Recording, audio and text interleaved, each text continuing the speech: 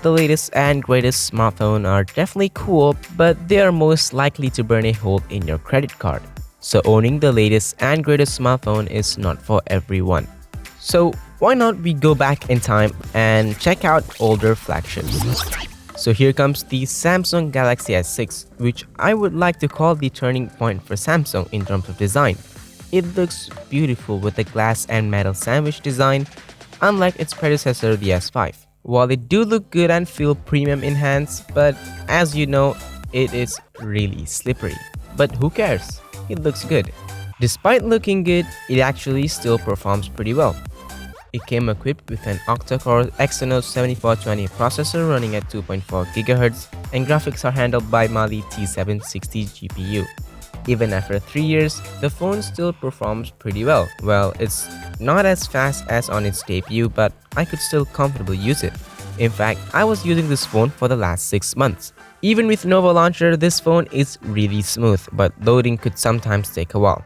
Gaming is also great, but it struggles a bit with few games like Real Racing 3, probably because all games are running at 1440p.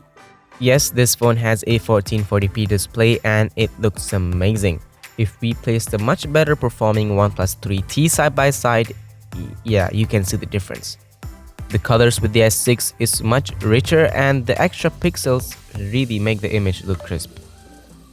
So this makes a pretty good experience for content consuming. Movies and games really look good with the AMOLED display in the S6, and the single bottom facing speaker also produce a decent sound quality, but for movies I still prefer headphones. And that brings us to this, a feature that's not even on a $1,000 smartphone. For the price, the camera is also what you would expect from a 3-year-old flagship. The sharpness and detail is surprisingly good, but it lacks in dynamic range and low light performance since it's a 16 megapixel rear shooter. It could record up to 4K 30 frames per second and 1080p slow motion up to 120 frames per second. The front-facing 5 megapixel shooter is also fine for selfies, and it could also record videos at 1440p, which is pretty neat. Recently, the Samsung Galaxy S6 received the Nougat update, and that makes everything much better except for the obnoxious battery life. The battery life is really a huge deal breaker. After the update, it gets much worse. I would struggle to get a day of usage even doing light tasks, but I have to say it charges pretty fast with the Qualcomm Quick Charge 2.0. The fingerprint sensor in this is a complete crap. At least for me, it fails more than it succeeds. It wouldn't work when you need it, and I just don't use it.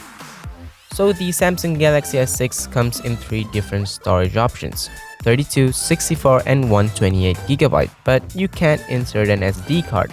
This is a really weird route that Samsung took in 2015, but thankfully they've returned the SD card slot with the S7 and its successor the S8. So just for these reasons, I don't think that this phone is the best bang for your buck. But if you're coming from a really old smartphone and you are getting this for a bargain, and then you should consider buying.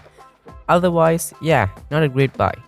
You're just better off add a bit more money and get the S7. So that's it for this video. Thanks for watching. Please hit that big red subscribe button and see ya in the next video. Bye.